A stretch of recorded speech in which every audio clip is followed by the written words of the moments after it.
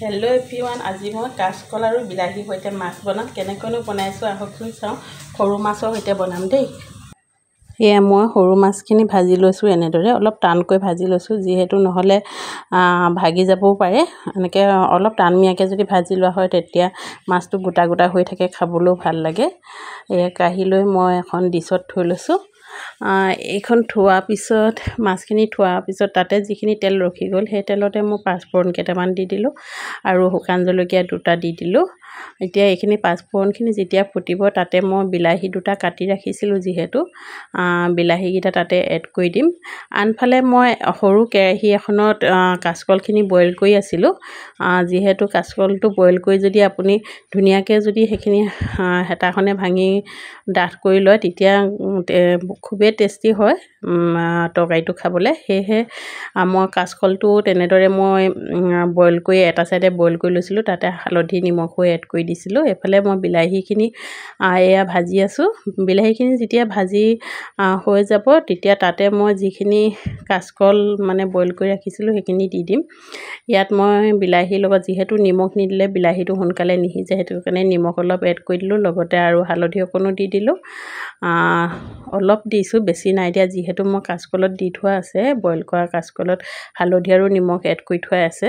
সেইটো আপোনালোকক দেখুৱাবলৈ নহ'লে ইটো ষ্টভত যিহেতু মই সেইখিনি বইল কৰি আছোঁ গেছ ষ্টভত।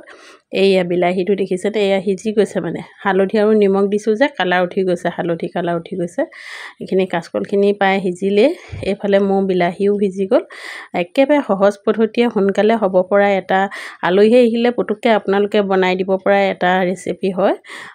তৰকাৰীকণ খুবেই টেষ্টি হয়, এবাৰ খাই চাবচোন যিসকলে খাই পোৱা নাই। মই এতিয়া সেই সিজাই থোৱা কাচকলখিনি তাতে এতিয়া মই এড কৰি দিম। এইখিনি প্ৰায় কাচকলখিনি ভাগি গ'ল, দেখিছেনে, বইল কৰিছিলোঁ। এই হালধি কালাৰটো কি ধুনীয়া উঠি গৈছে তাতে। এয়া এড কৰি দিলোঁ। এড কৰাৰ পিছতে গোটেইখিনি তাতে মই ঢালি ল'ম। ঢালি লৈ পেলাই ধুনীয়াকৈ অলপ সময় উতল আহিবলৈ দিম। যেতিয়া উতল আহি যাব তেতিয়া মই যে ভাজি থৈ দিছিলোঁ মাছখিনি তাতে এড কৰি দিম গোটেই মাছখিনি। এতিয়া মই অলপ যিখিনি ভাগি যোৱা নাই সেইখিনিও ভাঙি লৈছোঁ। কিমান ডাঠ হৈ গৈছে দেখিছেনে, কাচকলটো এনেও ভাঙি দিলে ডাঠ হৈ যায় তৰকাৰীটো। তাতে মই পানী অলপ এড কৰি দিছোঁ, বেছি ডাঠ হ'লেও খাবলৈ বেয়া লাগে যিহেতু তৰকাৰী হয়। পানীখিনি এড কৰি দিয়াৰ লগে লগে যেতিয়া উতলটো আহিব, উতল অহাৰ লগে লগে তাতে মই যে ভাজি ৰাখিছিলোঁ সৰু মাছটো সেইখিনি এড কৰি দিম। সৰু মাছটো এড কৰি দিয়াৰ পিছত যেতিয়া উতল আহিব তেতিয়াতো আমাৰ তৰকাৰীটো হৈয়ে যাব। আপোনালোকে বাৰু এনেদৰে খাই পাইছে নাই? মই মাছখিনি এড কৰি দিলোঁ, তাতে সৰু মাছটো দি দিলোঁ। এইখিনি হৈ গ'ল, দেখিছেনে বাৰু।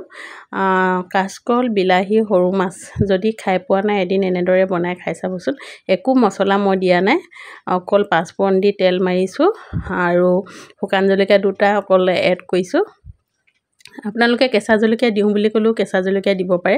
এয়া মোৰ তৰকাৰীটো উতল আহিছে, দেখিছে নহয়, উতল আহিবলৈ লৈছে। যিহেতু তৰকাৰীটো যেতিয়া উতল আহিব, উতল অহাৰ লগে লগে যিমানেই তৰকাৰীটো উতল আহিব সিমানেই তৰকাৰীটো ডাঠ হৈ গৈ থাকিব। দেখিছেনে কিমান ডাঠ হৈ গৈছে তৰকাৰীটো। এইখিনি খাবলৈ বহুতেই টেষ্টি হয়।